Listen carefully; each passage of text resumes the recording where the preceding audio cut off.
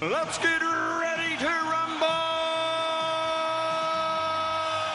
Hello and welcome to Netflix vs. Cinema, the show that's coming to you on a day where most of us have been grounded. Well, I don't know about you guys, but I've been grounded anyway. I tried leaving the house for 40 minutes this morning and managed to make it 2 miles from my house, and then due to the snow, which of course means that everything closes down in England, I had to go back home. My name is Tosin, I am your host, and I am joined today by Sharon Bolland on the Isle of Wight.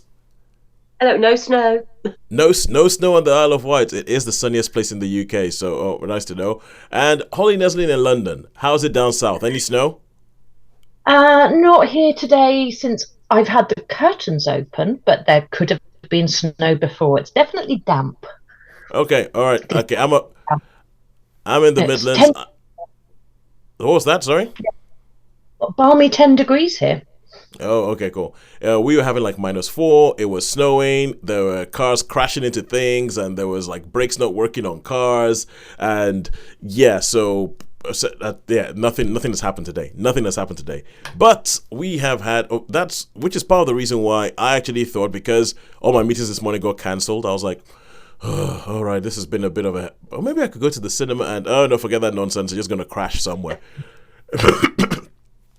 But if you do not know what we do on this podcast, what we do is that we go to the cinema every week and we see a couple of movies. We stay at home and watch a couple of things. We rate them all out of 5 and weigh up where has the money been better to spend this week. Now, I say we go to the cinema every week. This is one of those weeks where we have managed to not make it to the cinema. Between the 4 of us, there's only 3 of us here today. There's usually 4 of us, but between the 4 of us, we have singularly failed to make it to a cinema.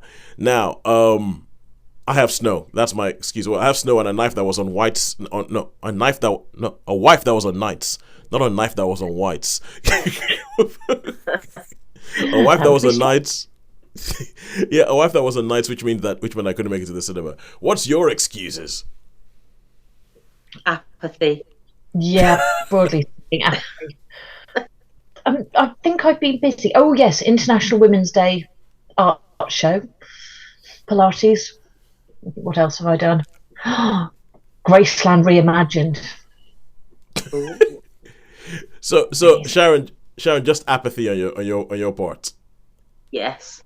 Was it just that there was nothing I wanted to see, or was it just kind of like a general cinema? Yeah, only things because I have an eye on what's coming out, and I must admit I tend to think if it's being reviewed, I don't have to see it. So I looked down what was available, and there was nothing that we hadn't reviewed. So I was thinking, am I that interested in seeing the ones that I haven't seen? But like, no. So there was nothing that we haven't reviewed that was out that I wanted to watch. Tomorrow. What was that, Holly? I'm going tomorrow. What are you going to see tomorrow? Cocaine Bear.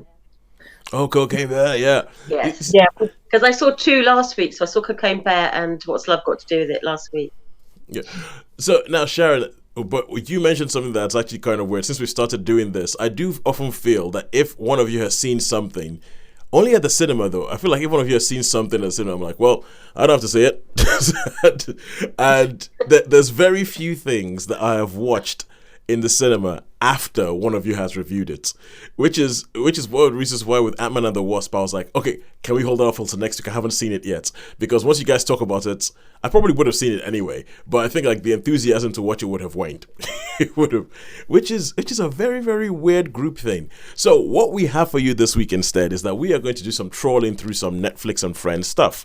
We have every now and then, well, as we said, one of us watches something and somebody will go, after we've reviewed it, somebody will actually go and watch it again. So we have a couple of things like that. And Sharon, I'm going to let you start. I'm going to let you kick off and let you see. I'm not sure if you've had an apathetic week, if this is the show that you should have been watching. This might have had something to do with your apathy. But you finally watched Wednesday on Netflix. So we're going to do a little bit of a report back. We're going to have 2 of them this week where something has already been reviewed and someone's going to review and say, this is what I thought about it. So Sharon, what did you think about Wednesday? Yes, I'm very late to the party because I know it's sort of been everywhere. I just haven't had a chance to watch. So yeah, I finally caught up with Wednesday. I liked it. I remember having from your review that you were of an age where you saw Addams Family at sort of like the age 10, and then you saw Addams Family Values a little bit later. Obviously, I was sort of 20 because I'm sort of 10 years older than you. Oh, yep, that's true. So yeah, I was sort of 20 when Addams Family came out, and then obviously a bit older than that when Addams Family was. And I remember watching the television program a long time ago, but I have no real attachment to it. So I know you were saying about Tosin, you were saying in the program how you were quite the feel of it, the show, that how it, sometimes that sort of clashing cultures between like a teen film and what you know to be Addams Family. Yep. And so I didn't have that so much. I did appreciate some of the tropes that came out, as I think you mentioned in the review, how when you go around the dining room, there's the vampires, there's the it's like they're like, instead of the goths, you've got the vampires, instead of all the jocks, you've got the werewolves, and then you've got the sirens. Instead of being like the mean girls, you've got the sirens. So I appreciated those nods to those sort of, or to like the high school thing. Conventions. Which something that's done very well in another film we shall be having a report back on later today. So I appreciated that, and then obviously it becomes a whodunit, doesn't it? And I must admit, I guessed who did it from like episode 1 or 2, because I thought it's going to be them and it's going to be them. That was my first thoughts. Yeah. And then halfway through, I'm thinking, am I right? And then I was thinking, no, I am pretty sure that it's them and them. And I wasn't disappointed in that. I think if you've read mysteries, you read the clues, don't you? If you're familiar with mystery stories and novels and everything. Yeah, I read the clues and I thought it's them. Yeah, but I enjoyed it. I thought. Karen. If you guess who it is beforehand, it doesn't take it away because you think. It doesn't take it away because they do lay the breadcrumbs and they lay false trails, and that is just classic that sort of genre. No, I liked it. I thought it was well done. Yeah, there's that awkwardness of the fish out of water, even though she's supposed to be, with amongst her own kind. Yeah, amongst the element, yeah. So she's an outsider amongst outsiders, so that's interesting sort of twist on it. But no, I enjoyed it. I thought it was well done, well acted. As you say, the set design was spectacular. They won a few times because I was watching it on my television. It's not HD when I was watching it, and some of the scenes when they're in crypts and in caves and things were a little way too dark. So there's a couple of scenes where I was thinking, I got no idea what's going on. And they make comments about, you're wearing your snood, and I was like, I can't see your snood at all. I'll take your word, you're wearing a snood. But that didn't really detract from the fact that there was a bit murky, and I was thinking, I'm just going to imagine what's going on here because I can hear it, but I can't see much of other than shadows moving in the gloom. But that was fine. I think if I'd been in HD, it would have been better. But no, I enjoyed it. I thought it was good fun. I can appreciate why it's become the phenomenon it has.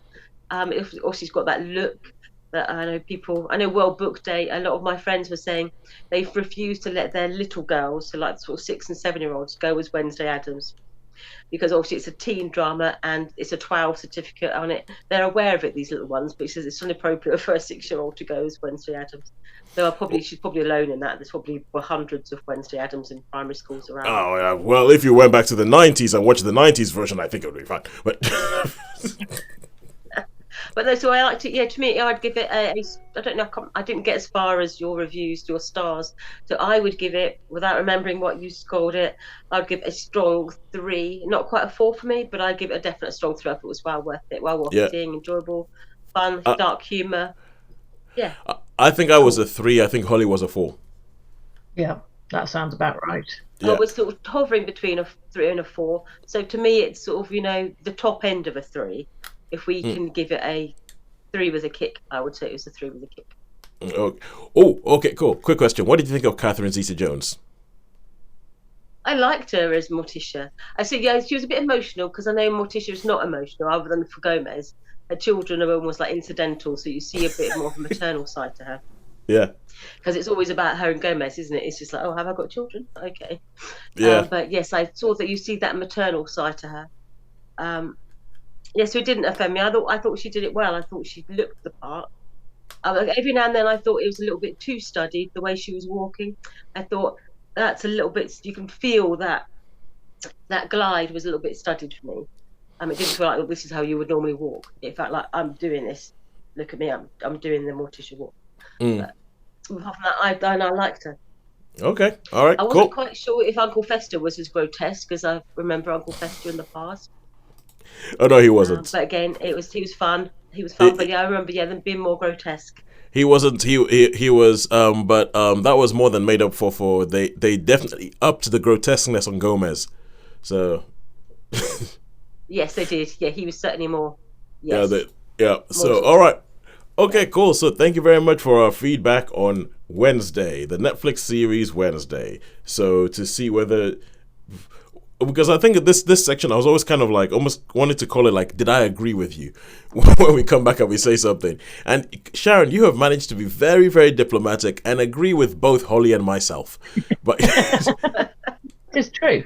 Yeah. Yes. You liked all the things Holly liked. But you gave it the same star rating I did. But anyway. I tend to be cautious with my book reviews. I'm known as, I have a book Sirens. I review advanced reader copies of some novels and I give them a review. They say I'm strict. Amongst other book reviewers, I am very strict. So I tend to be a strict reviewer. So yeah, that's probably where other people would go for 4 and 5s. I'm like a 3 and 4. Rarely 5. Cool, good stuff. Good.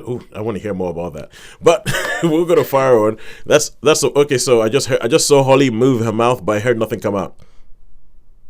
I don't think I was saying anything profound. All right, cool. I think it was something to do about the book reviews. But we shall move on, and we're going to move on to BBC iPlayer, and this is something that I have seen called Am I Being Unreasonable? The answer to that, usually with me, is a resounding yes, I am being unreasonable. But this is a Daisy May Cooper starring and written by show, along with, I've forgotten the other woman's name. Sidley. I'm gonna have to look that up before the end of the show. But it's and I'm not sure. Have you guys ever seen This Country, the TV show This Country, which stars Daisy May Cooper? I'm aware of it without having seen it. Yeah, know of it, but yeah, also not seen it. Yeah, I'm exactly the same. I know of it, and I've heard people raving about it. But that was the big thing that Daisy May Cooper that brought her to attention, and she's now popped in a whole bunch of different comedic type things, and she seems to be given at the moment the BBC like her, and so she was in something called Witchfinder General, I know, and then now this is something that she's created, and the plot in this one is you kick off by meeting this woman, and she's married, she has a son. And she's a very, very irresponsible mother. So the kind of mother who is like asleep on the sofa in the morning because she got drunk the night before, and a kid comes into the room and goes, "I've got to get to school. Come on, are we going to go to school?" And he's the one who's actually pulling her, trying to get her to go to school with him and all that. You get the idea that everything is okay between her and her husband. Maybe life as they've grown older, life has sort of worn them down. And you find out that there was something traumatic that happened in her past with a previous relationship that she had. Something traumatic happened with her at a train station, and they sort of seed this in throughout the first episode and through the whole rest thing. And there's a bit of it where then another mum shows up at the school, and this other mum shows up at the school, but this mum is a bit cagey as to who she is. She shows up at the school gate and she doesn't know the code of the gate, and she's trying to ask for the code of the gate of other mums, and you're asking, why don't you know the code? It was sent out in an email. And so they set this whole thing up, which this isn't strictly a comedy. It's more of a kind of mystery drama, so to say. Who are all these people? What is going on? So you have Daisy May Cooper, you have a husband, you have the son, they have this other mother who shows up, whose son is in her class, but seems to sort of sidle their way into their lives and becomes her best friend because she doesn't really have any friends. And why is this woman coming into her life, and why is this woman every now and then clandestinely filming her on her phone? And what does that link to? And so there's all these things that come in, and it becomes a very sort of domestic. They're somewhere like the Cotswolds. I'm not sure it's exactly the Cotswolds, but they live somewhere like the Cotswolds. And because this is some of a very domestic mystery of why are all these people doing all these different things? Why does this woman who showed up seem to know her husband? Why?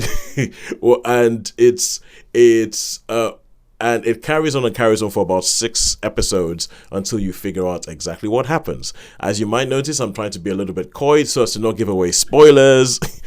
And so when it comes to this, was a weird one for me. It was a weird one for me because there were bits of it that I was liking. There were bits of it I was thinking, get on with it. There were bits of it where I was thinking, where I wasn't sure. They did some things where this is what usually happens in this kind of TV show, and they set it up and then they go in a different direction. And I would usually think that, theoretically speaking, I should like that. I should like the fact that they didn't do what has always been done. But then they did this, I was kind of like, ooh, I don't know about that. When they switched it, it's kind of like, almost kind of like what? Really? That's it? I was expecting more. I was expecting fireworks. So I think the performances are good. I think especially the child actors, the guy who plays the son is really, really good. And I would recommend it. And it's one of those things that I would begrudgingly give a 4. I'll begrudgingly give a 4 because I can look at it, I'm like, it's good. It's good. It's well put together. They've done some clever narrative things, but I am not entirely enjoying it. So yeah, it's one of them. So I think that there's some stuff it says that might have something to do. I'll tell you, okay, there's sometimes when I'm watching TV that I get worried that I get worried that there's a little bit of a misogynist in me. And so sometimes when something is created by a woman and comes from a point of view from something else, I don't know whether I'm just reacting to, this is not the way I've always seen it before, and therefore blah blah blah, therefore I don't like it, or if it's actually genuinely something different, or saying something about a female situation that I just have no access to understanding. I don't know it, and it happens like that sometimes. So essentially what I'm saying is, I would like you guys to watch it and tell me how much of a misogynist pig I'm being. but having said that, I do think I would give it a 4. I do think it's a good show. It unfortunately sets itself up, it leaves it in such a way that it could have a second season, or it could stop, or that could be where it stops. And I think, like most of these things, it would be a lot more powerful if it stopped, if it didn't come back for a second series. But that's Am I Being Unreasonable with Daisy May Cooper on a BBC iPlayer. So 4 stars for that. Does somebody have a question? I was going to say, I wish more things would stop after one series and not try to have a second one. It's like the Midwich Cuckoos. I hope that doesn't ever come back with a second series. It absolutely could, but it's much more powerful to stop when it does. Yeah, I mean, from a business point of view, I can understand why you would want to do that. Yeah. Because everything is a risk. Everything is a risk, and you don't know whether it's going to work or not. And if you're going to try and have the idealist head on, if you make one thing that is successful, it gives you enough money to take a chance on a whole bunch of other things. That's not what usually happens. They find something that's successful and they milk it and milk it and milk it until they destroy it, and then they try and replace it without ever taking a risk on anything new. That's what tends to happen. But I mean, so with that head on, I can understand that if you've done something that people like this, let's give them more of it and let's make more money. Let's from my point of view, I'm like, let's keep some more cameramen in business and let's keep some more actors and directors and keep the industry going by this thing that people like, and let's give them more of it. I understand that, but there are some times when it's kind of like you can see they only had story for one, and then you have to jump over backwards and jump through hoops and tie yourself in pretzels trying to restart the story, like the last Matrix movie. But well, I was thinking about that. I was watching, that keeps popping up on my list to watch, the most recent series of Handmaid's Tale.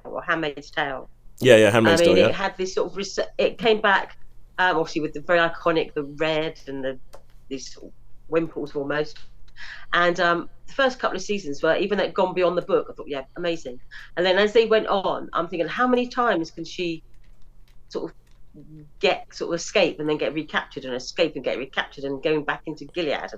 And this last season, I literally watched the first episode, and I thought, you know what, I'm almost the point of I don't really care I'm done. what Yeah. else you do with these characters. I've had enough now. I think And so I haven't actually managed to watch this last season. I just got to the point where I thought, what else can you do? She's escaped from Gilead, so she's going to go back into Gilead again and then get escape again. Sounds like Prison Break. What more can you do with it? I gave up about 3 series ago. I was just like, it's done what I need to do, and I've got of course I can't think what the name of the sequel is. Testaments. Yes, which I haven't read. I haven't read it yet either. I bought it as soon as it came out. Yep. I had it on pre-order. It arrived. Never opened it. I haven't read it yet. Will do. And I gather Margaret Atwood has a new book out because Kindle alerted me today. As an aside. Yes, I think I got an alert as well saying this is the author that you've read. So I would but essentially what you've just described, Sharon, is the same reason why the 4th season of Killing Eve came and went and barely registered, barely flickered on my memory. I'm like, when I think about it, I'm like, oh yeah, there is a 4th season.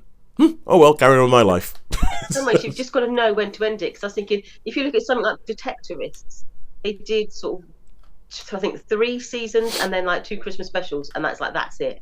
And like this latest Christmas special they did is like sort of 4 or 5 years after it. I think they're like Mackenzie Crook and Toby Jones. It's like they know their story. They know when it's enough. And I think they've said, as much as people clamour for it and they want it, if the story's not there, we're not doing it. And so they've said, this is it. And it's almost like a perfect. I wish only Murdaugh was in the building and done it, because I'm disappointed there's another series of that coming. And I can't believe I'm disappointed to get but. Yeah. Only Murders in the Building. I mean, I eventually saw season 2, and I have to say, Only Murders in the Building season 2, the best thing about it is the characters. You love the characters and you love hanging out with the characters, but it is lacking in story. Season 2 of Murder, I have to admit, diminishing returns. Yeah, the story isn't there. And if you start thinking about the story for longer than 5 minutes, you're like, wait a second, what the and secret tunnel, and it does kind of fall apart. But it's so, and the 3rd season, it seems like it's being pushed a bit much. But I mean, they got Meryl Streep in it, so I think what they're banking on is you're just gonna love the people who are in it, even though that the mystery surrounding them might not be up to scratch. And also, it's Selling Hisley. Selling Hisley is the other lady who plays Jen in Am I Being Unreasonable, and she co-wrote this with Daisy Mae Cooper. Cool. Sorry for forgetting about your name, Celine. Now, we are going to move on after that impromptu chat, which I quite liked, about things going on for way too long. Like this podcast. We are going to go to Netflix, and this is something that Holly saw, and I incidentally, we didn't plan it or anything like that. Netflix just shoved it in my face, and I was like, oh, you know what, I'm doing all the washing up, I might as well put this on. There's only 3 episodes, and this is the Murdaugh. The Murdaugh Murders. How do you say it? How would you say it, Coley? Murdaugh? People seem to... I thought Murdaugh as well, but I'm sure I heard somebody in it pronouncing it Murdaugh. Yeah. I heard 3 different pronunciations of this during this. There was Murdoch, there was Murdaugh, there was probably Murdaugh. The Murdaugh boys. Sure there'll be like class and location and things that will. And there'll be those who do it the original Scottish way, and there'll be those who do it in some sort of South Carolina-ized way. But anyway, tell us what this is about. So it's a fairly well-known story these days, and it's a true crime piece. There is a family who were called the Murdaugh family in South Carolina, who are prominent, very prominent in the county they live in. They have been there from word dot, incredibly rich, all lawyers, real presence, but they are repeatedly involved in tragedies. It begins, the first episode is all about the very tragic death of a young woman who would have, I think it was about 17, who was out on a boat with a group of friends, which included the younger Murdaugh boy, and an accident happened, and she died. And the first episode does a lot of looking back over what had happened there, and the fact that the family, whenever anything goes wrong for any of them, the family dives straight in. And the first call if something happens isn't that you call the police or you call an ambulance, you call your father. So all this sort because of he can talk to the police. Yes, and you find that he's there in the hospital straight after the accident, and talking to people before the police have had a chance to talk to them, and it all feels very shady, and it goes to trial, if I remember rightly. The first death, and I mean none of this is in any way. They end up in a courtroom, yeah. Yeah, there are no spoilers involved in this because it's literally all over the news again at present. So it's there. The son never spends any time in prison. He's hanging out, living his best life in one of their many family properties with other people coming in with plenty of booze and plenty of drugs, and his life has changed. Not at all. But you see all around the edges with the interviews of the friends and the family of the girl who died, how they're falling apart and trying to understand and bring their lives back together after this. Then moves on to some backstory about the older brother and a sort of unexplained death as well. And you see this pattern continually building up about how nothing ever, they are untouchable. And eventually, suddenly, there appears, under somewhat mysterious circumstances, the younger son and the wife are killed. They're shot to death on the family property. And who would have thought, but the husband might turn out to be a suspect. And it's a very well documented case because his trial has literally just concluded, I believe. Like 2 weeks ago. Yeah. So in fact, it was about just before I watched it, the trial had concluded, and he was tried for the murder of his wife and son. And you've got the build-up of this family who have been on pedestals, and then the downfall of the family, as well as slowly the lies, the machinations, the manipulations fall apart. I found it incredibly interesting. I'm not true crime isn't at the very top of my list of things I watch. I say that, but my favorite podcast is Small Town Murders, so but I really, really enjoyed it. Is enjoyed the right word? Oh, you see, this is when you said you wanted to talk about this. You said that we could also have a talk about the rise of true crime, and this is it's something that I want to talk about. But there's something you said here where you said there's no spoilers in this because this has all been documented. So my question is, if it's all been documented and there's no spoilers, then why watch it?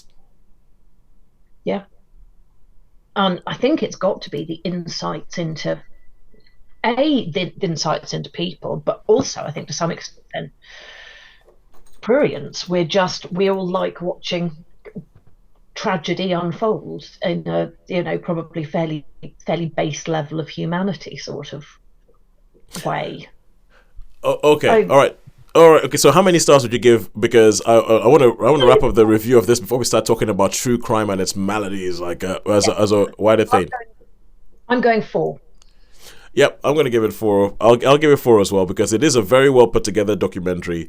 I do think that the thing that this gives you is it gives you there are some of the interviews they have, because there were 6 kids on this boat originally and 5 of them survived, 1 of them didn't. And they interview all of the kids who are still alive. They interview them. and they speak direct to camera and they talk about their recollections of this. The way they cut the interviews together is very, very good. They speak to their families as well. But I think the emotion and the recollection, and people are talking about their friend and talking about what happened on that day, and then it's just really well. I think that the directors have done very, very well to get really compelling stuff out of the people. So I agree with you, even though it's all documented, and I read something on the BBC website about this, which is how I actually even recognized the name Murdaugh when it came up on my screen. Where, even though that the insides, this is almost kind of like the inside story from the people who were there, and there's people who are in the documentary saying, "I'm actually scared talking to you right now because I don't know what they're going to do to me," so it is a bit compelling. But Sharon, now you used to work with the police. Yeah. So as somebody who used to work with the police, what do you think about this true crime podcast, TV show thing, documentary boom that we're seeing at the moment? I don't tend to watch them personally because I tend to look at them and see it from a procedural sort of point of view, where obviously I dealt with murders, but in my role, because I used to record and analyse crime, that was my principal role for nearly 26 years. So I would, we would look at all crimes from the most sort of, criminal damage, thefts, burglaries, violent crime, sexual offences, and murders. So we would deal with everything that came up. And so in those years, I did deal with my share of murders. We didn't have any undetected murders on the island, because nearly all murders that we had one where there was a protracted investigation.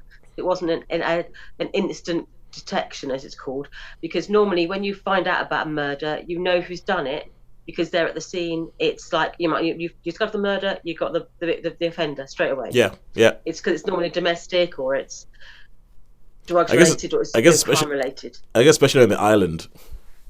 Yeah, and so we had one stranger murder in my 26 years, and they were found, but that was the only stranger murder we had in 26 years. Maybe we could become part of the problem. We could do our own true crime podcast. Small island murders. That's right. So I'm interested in it in terms of, I watch occasionally when I want to find out about the investigation. So big cases that we're aware of, I've watched some of those things, like about Yorkshire Ripper, and I saw the one about Ray. I've got his name now. It's gone out of my head. He was the acid bath murderer. I've watched some of those, but it's not really something that I watch because I tend to sort of my sort of police head switches back on, and I've got rid of that, like Aunt Sally and Wales Will Gummidge. That head is gone. It's a bit like how my wife cannot watch medical programs, although she started watching. She doesn't want to watch Casualty, does she? Oh, heck no. She doesn't. I think it has to be very, very good for her to actually even. And like there's one called Maternal on ITVX, and she started watching that, and she actually quite likes that. Like for instance, what was that show with Ben Whishaw? This is gonna hurt? This is going to hurt. It's gonna hurt. Yeah. Tried watching the first episode. My wife was like, "No, can't do it. Too real." And we went to university with him, so. Yes. We went to the same university, but he wasn't there at the same time we were there, was he? He was. He was? Yeah. Oh, well, yeah. Never know. Yeah, medics, who knows? We have many mutual friends. Do you? So, yeah. Oh. Small world. Okay, cool. Yeah. Well, that's okay, so if Holly has many mutual friends with Adam K, does that mean I have many? Oh, no. Oh, maybe. I would imagine so. Cause, I would claim, this is going to end up being. I am a close personal friend of Adam K. Actually, that's what this is going to turn out to. All right, cool. But I'll tell you. But okay, my thing with true crime is, I feel that it's exploitative. I feel like it's almost kind of like. Well, I think a lot. Well, okay, the Murdaugh murders was quite well done, and I feel like that was actually, they seem to have an aim, which is we can't let these people get away with this because people are so rich and they're so powerful that silence is really their power, and making sure that everybody is silent is their real power. And this documentary exists to make sure that we don't stay silent, and that they don't use that to sort of like sweep this under the rug and then just ignore all the things that they have done.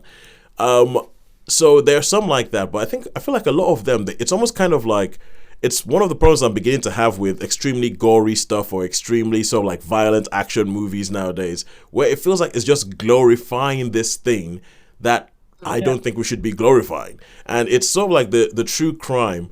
It's kind of like you're glorifying the crime, because without the crime there wouldn't be anything. And it's like the fact that you have, and even on Netflix now, that you switch on and then there's a show called Meet, Marry, Murder that is shoved in my face almost every time you switch on. And it's kind of like, and the word that is supposed to pull you in is the murder. So you're supposed to come in here because you want to come in here, you want to like learn about the murder. Oh my God, the murder. And this true crime thing has become such a big thing that they're not even making scripted TV shows about true crime investigators like Truth Be Told, which I spoke about the other week.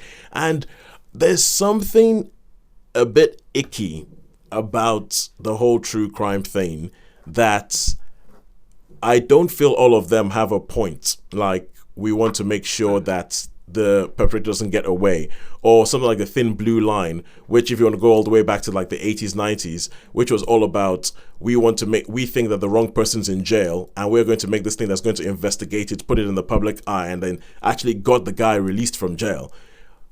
Some of them I feel like just glorifying in the murder and glorifying in the misery of, and you get through, they are like reveling in it a bit. Yeah, and it really worries me. It really worries me.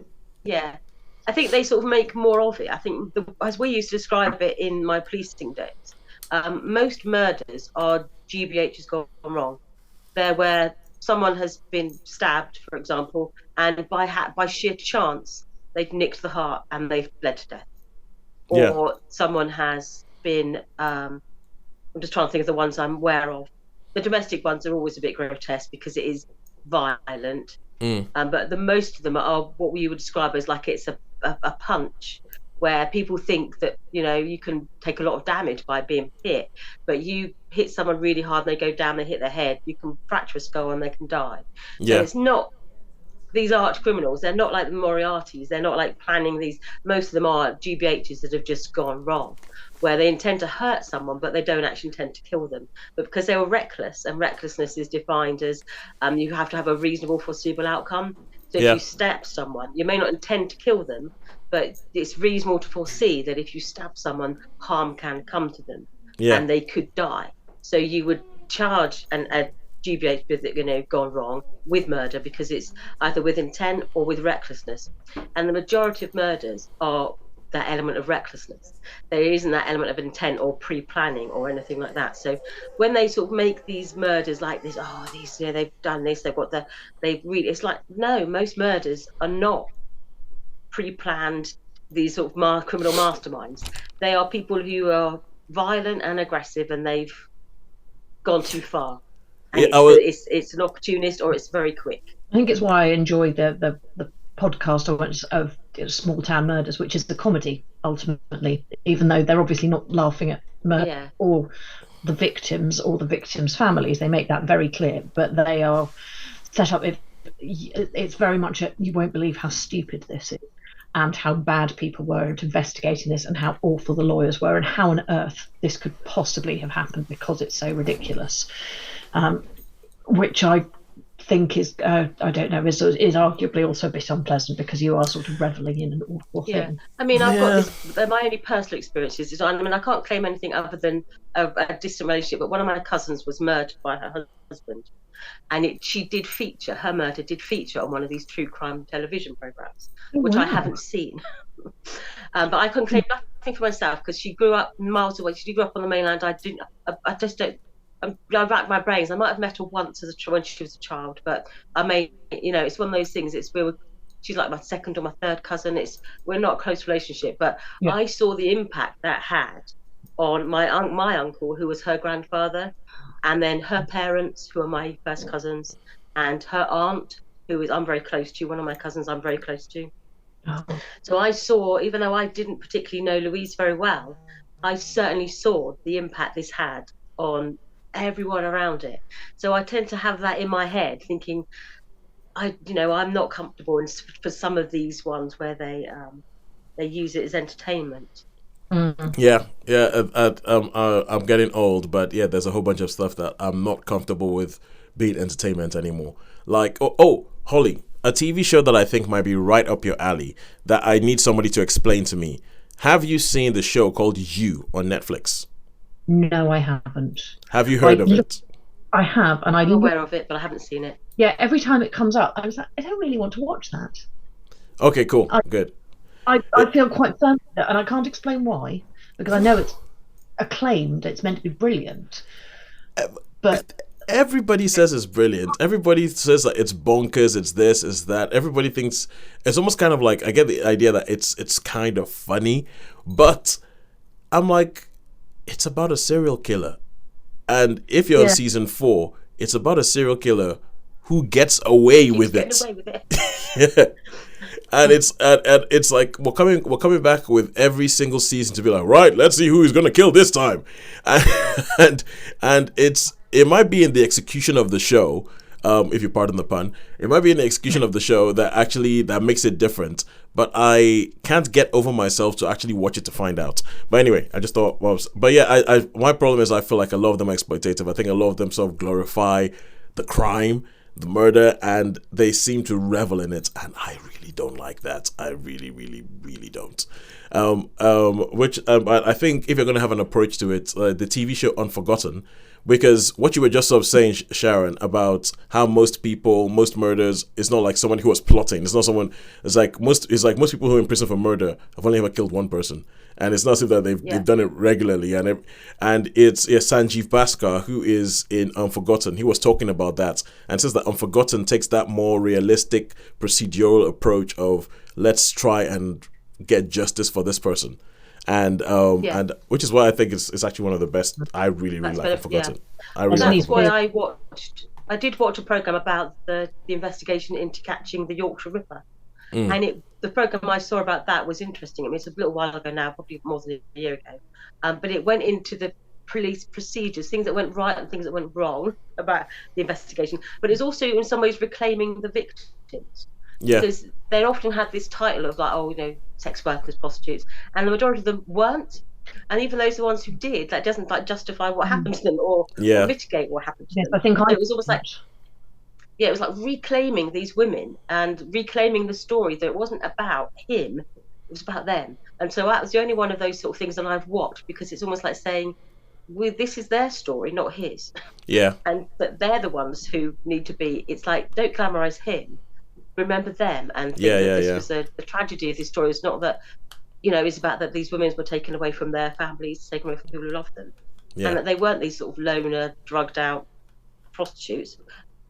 They were, even drug addicted prostitutes have got a right to live, and they have a right to dignity in death as well as in, even if it was denied them in life. So I thought, I liked that one because it did reclaim the story back to those women.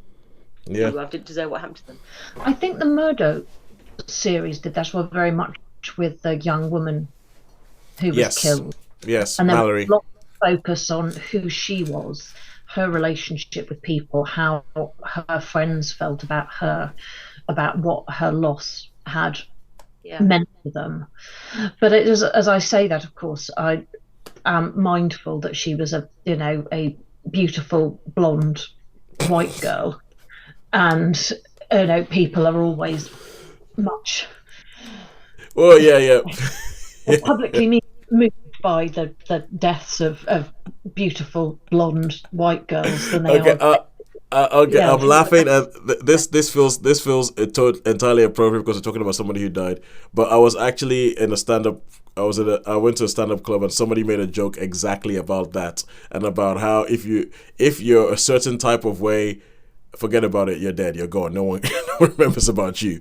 But if you're another way, everybody cares about you. But having said that, I mean final thing I'm going to say on this is that on the Murdaugh murders anyway, was that there's a scene in it that has to do with her boyfriend, and there was a scene in it that kind of stabbed me in the heart. It just kind of like there's just a shot. They show a picture while he's talking about her and what he was thinking and how and there's this picture they show it just stabbed me in the heart and I think those sort of shots and they're the kind of things that that bring home the fact that, look, there's people whose lives have been forever changed, in some cases possibly destroyed by this, and it shouldn't be forgotten that. And it's one of the biggest adverts against drink boating that I think I've ever seen, even though I did not know drink boating was a thing.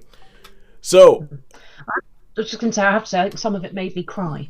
Yeah. Actually watching, I found it so moving, and we know I'll cry at anything, but okay, and now for one of the most bad taste segues ever in the history of podcasts. So tell us, Holly, you cried anything? Did you cry at Do Revenge? Because Do Revenge is the other thing we're talking about. The other high school set thing that we were talking about that I reviewed a while back on the podcast. Holly went to watch it and Holly was like, "Oh my God, I want to talk about Do Revenge." And I think I even said when I reviewed it, I was like, "Holly, I think you will like this." I wasn't on when you talked about it, though. I had you just messaged said you should watch it. Oh, okay, yes. I did message you saying that I did think it was right up your alley, and I was right. You were absolutely spot on. Yes, what we need to take away from this whole thing is that the man was right. That's what we need to take away. He's right. Man is always right. Thank you, don't man. Don't know about that. Don't know that. That's pushing it a bit too far.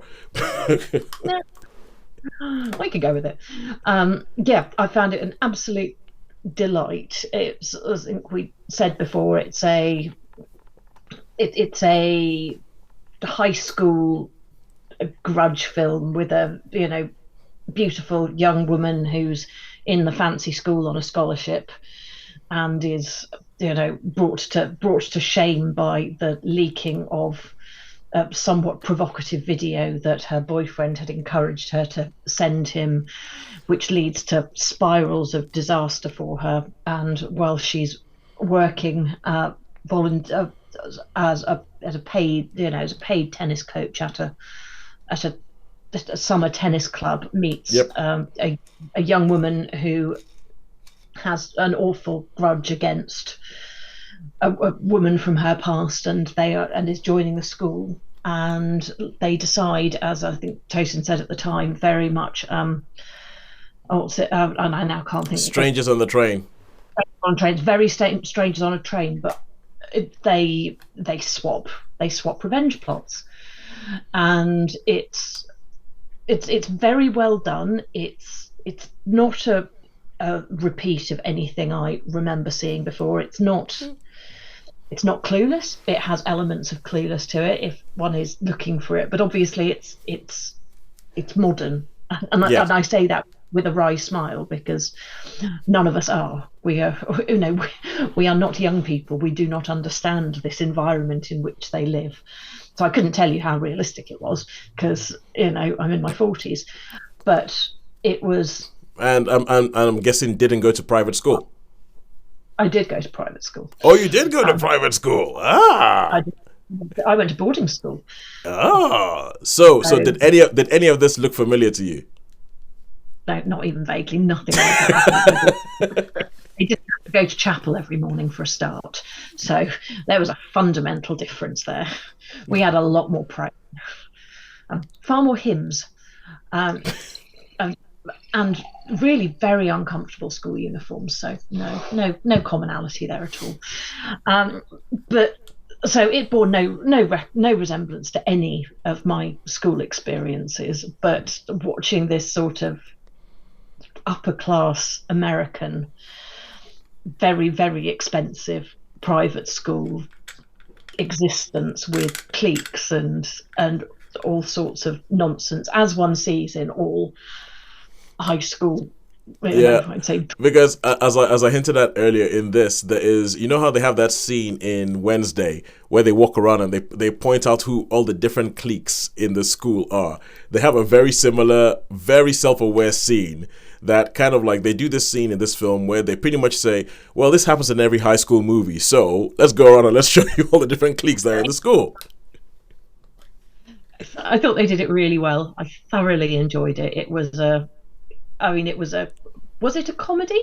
Sort of a comedy? It was very funny Sort in of. many ways, but I'm not Sort of, yeah. say it was. And I don't think it was a drama. So I'm not quite sure what it was, but I enjoyed whatever it was and whatever it was trying to be. It was a dromedary. Dromedary, yes.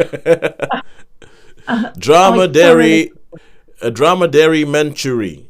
We'll go with that. And I would absolutely watch it again. In my eternal list of things I will rewatch, as we know, I rewatch almost everything. Oh, no. This is one I would actually join you with. I would join you with rewatching watching Do Revenge. Yeah.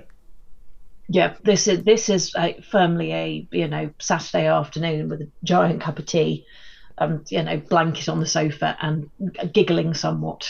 Yeah.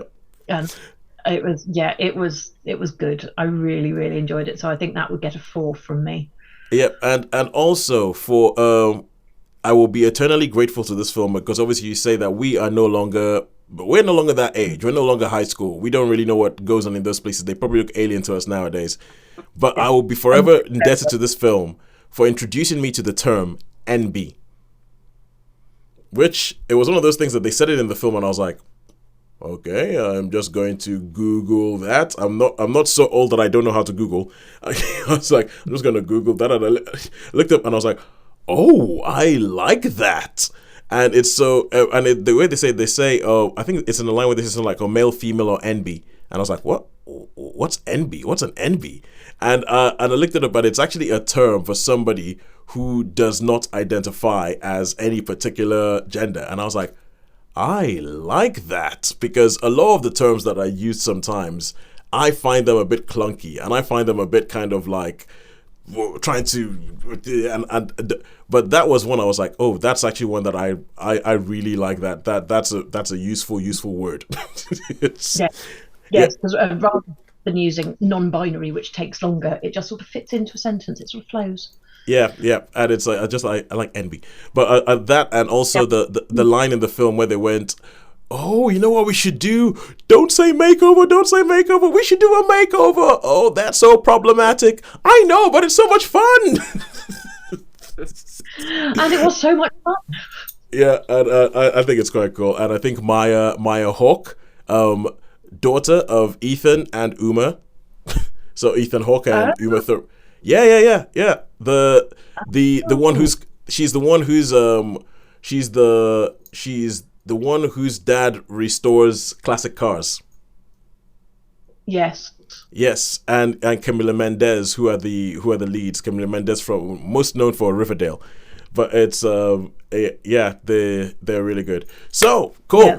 Now you say it, I can see the look. Now you've said it. No, honestly, once you're told that is Ethan Hawke and Uma Thurman's daughter, you start seeing it. You start seeing both of them. All of a sudden, like there's certain looks that she'll do, and sometimes you're like, do a pose like where she's looking over her shoulder, and you're like, oh, it's her mum. It's Uma Thurman, and you start seeing it. But okay, cool. So I think that is it for us this week. Be seen as we had nothing in cinema, so yeah, Netflix one way or whatever.